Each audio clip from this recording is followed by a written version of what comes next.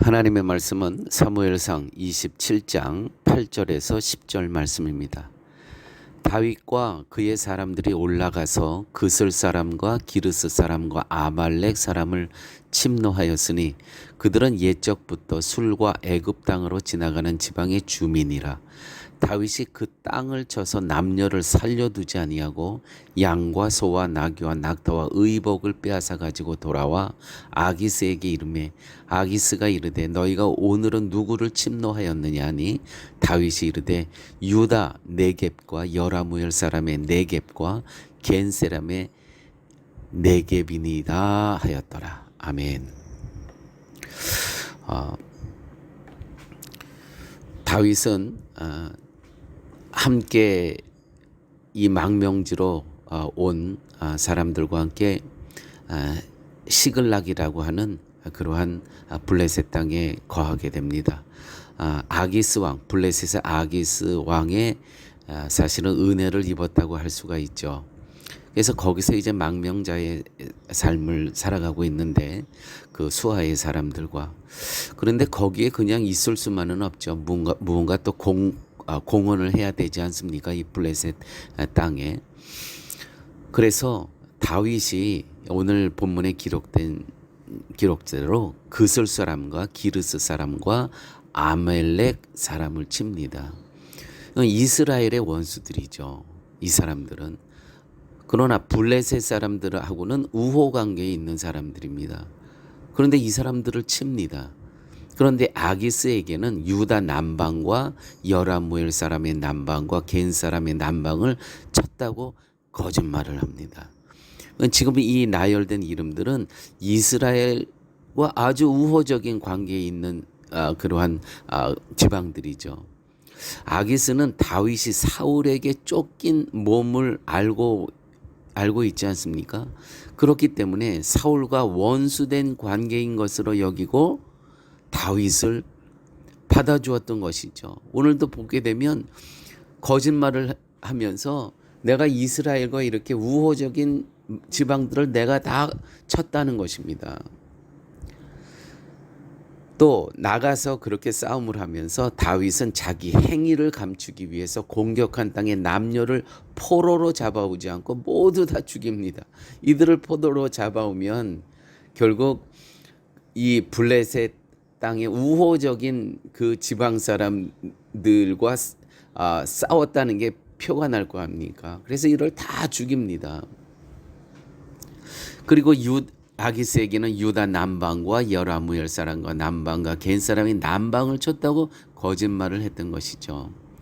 왜냐하면 이들은 이스라엘과 우호적인 입장, 그러니까 나는 당신네 편이다, 이제 이스라엘 편이 아니다라는 것을 이제 보여줬던 것이죠.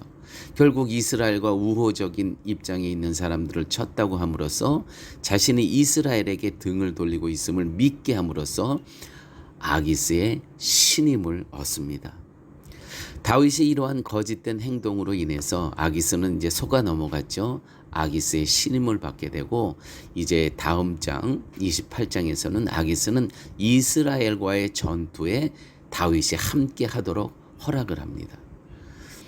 여기에 이제 다윗이 고민이 진짜 아주 심각한 고민이 생긴 겁니다. 이제 이스라엘과 싸우는데 거기 누가 있습니까? 사울 왕이 있지 않습니까?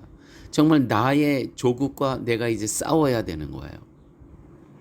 그 한 번의 거짓말을 한 것을 인해서 그래서 신임을 하고, 그래 그렇다면 우리랑 같이 나가서 이스라엘 저 사울과 싸우자. 이 다윗이 얼마나 고민이 됐겠습니까? 나의 왕이요, 나의 조국이요. 과연 나가서 이스라엘과 싸워야 하나, 못 간다고 해야 되나? 다윗은 나가겠다고 합니다. 그런데요, 블레셋 장관들은 다윗을 믿지 못하고 의심함으로써 아기스 왕에게 안 됩니다. 저 같이 나갔다가 배반을 하게 되면 우리는 다 몰살당할 수밖에 없습니다. 사울 왕은 공격하고 또 나갔던 다윗은 방귀를 들고 우리는 그렇게 하면 안 됩니다. 결국 아기스는 그 장관들에게 그들의 의견을 따라서 자, 내 마음은 알았으니까 이제 돌아가라 라고 합니다. 참 하나님의 섭리가 놀랍죠. 이 싸움에서 이제 다윗은 돌아오지만 블레셋은 이스라엘과 싸웁니다. 여기서 사울이 죽습니다. 사울 왕이 여기서 죽어요. 놀라운 것은요, 이제 장차 다윗이 왕이 되는데 다윗이 피 한 방울 보지 않고요, 아기스를 통해서 이제 이스라엘 나라가 망하고 사울이 죽고 이제 다윗이 왕으로 등극하게 되죠. 앞으로 참 놀라운 하나님의 섭리입니다. 이 펼쳐질 앞으로의 펼쳐질 그러한 장들을 보면 이제 여기서 나가서 이제 다시 돌아가라. 다윗은 너는 돌아가라. 그래서 돌아왔는데 시글락을 아멜렉이라는 사람들이 다윗이 있던 시글락을 침략하여서 다윗의 아내와 자녀들을 포함하여 여인들을 모두 잡아간 일이 발생을 하게 됩니다. 백성들은 슬픈 마음에 다윗을 돌로 치려고 하죠. 그때 다윗은 여호와를 힘입고 용기를 얻습니다. 그리고 하나님께 묻게 되고 하나님의 말씀을 따라 아멜렉을 따라가 침으로써 빼앗겼던 모든 것을 다시 찾습니다. 결국 하나님은 다윗을 다시 하나님을 생각하고 하나님께 묻는 사람으로 만들어 갑니다. 사울이요, 이렇게 정말 들면서 하나님께 묻고 하나님께 질문하고 하나님과 대화하는 것을 잊어버리고 살았더랬어요. 잠시. 근데 다시 이와 같은 일을 통해서 하나님 어떻게 해야 됩니까? 우리 가족들이 다 지금 저 아말렉의 포로로 잡혀갑니다. 하나하나를 묻기 시작합니다. 하나님의 음성을 계속 들으면서 이제는 하나님께 묻고 답을 구하는 그런 사람으로 변해가고 하나님께서는 또 그렇게 만들어 가셨다는 것이죠. 여러분, 하나님은 이런 우리로 하여금 하나님을 생각하게 하고 하나님께 묻는 자로 만들어 가십니다. 우리에게 필요한 것은 앞서 말씀드린 시편 16편 8절의 말씀대로 항상 여호와를 내 앞에 모시고 사는 것입니다. 그럴 때 여호와가 나와 함께 하심을 믿으며 요동치 않게 된다는 것이죠. 편안한 삶에서 주의할 것은 내 신앙에 문제가 없다고 여기는 것입니다. 여기는 정말 심각한 문제입니다. 하나님 앞에 묻질 않아요, 더 이상. 여기는 정말 심각한 문제가 기다리고 있다는 것이죠. 그러므로 별 문제 없다고 해서 자기 신앙을 과신해서는 안 됩니다. 자신을 항상 연약한 자로 여겨야 합니다. 이것이 교만을 막는 길입니다. 동시에 힘들고 어려울 때 잊어서는 안 될 것은 지금까지 지내온 것 주의 크신 은혜라라는 고백입니다. 이 자리까지 인도하신 하나님이 남은 인생도 인도하실 것임을 믿으셔야 합니다.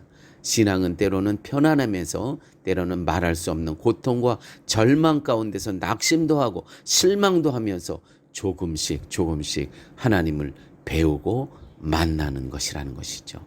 하나님이 다윗을 어리석음에서 벗어나게 하기 위해서 아멜렉을 보내서 다윗의 아내와 자녀들과 어린 여인들을 빼앗아가게 하셨습니다. 하나님은 나의 계획과 생각에 몰두하여 살아가는 어리석은 우리들을 깨닫게 하시고 하나님을 생각하게 하기 위해서 때로는 하나님께서 우리들에게 시험을 주십니다. 테스트하신다는 것이죠. 자, 시험이 올 때 우리는 어떻게 해야 됩니까? 히브리서 11장 6절 말씀입니다. 믿음이 없이는 기쁘시게 못하나니 믿음이 있어야 되는 것입니다. 하나님께 나아가는 자는 믿음은 하나님께 주목하고 십자가의 시선을 받게 하는 자입니다. 그가 계신 것과 또한 그가 자기를 찾는 자들에게 상 주시는 이심을 믿어야 할지니라. 시편 46편 1절에서 1절 말씀입니다. 하나님은 우리의 피난처시여 힘이시니 환난 중에 만날 큰 도움이시라. 아멘.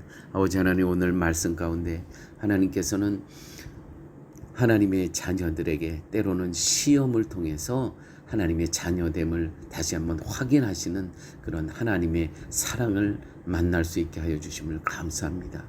아버지 하나님, 우리가 매일 정말 주님의 크신 은혜가 아니면 오늘 내가 없음을 고백하면서 늘 겸손한 자리에 주님과 동행하며 주님께 묻고 주님께 답을 구하며 살아갈 수 있는 그러한 성도라 하나님 인도하여 주옵소서. 예수님 이름으로 기도드렸습니다. 아멘.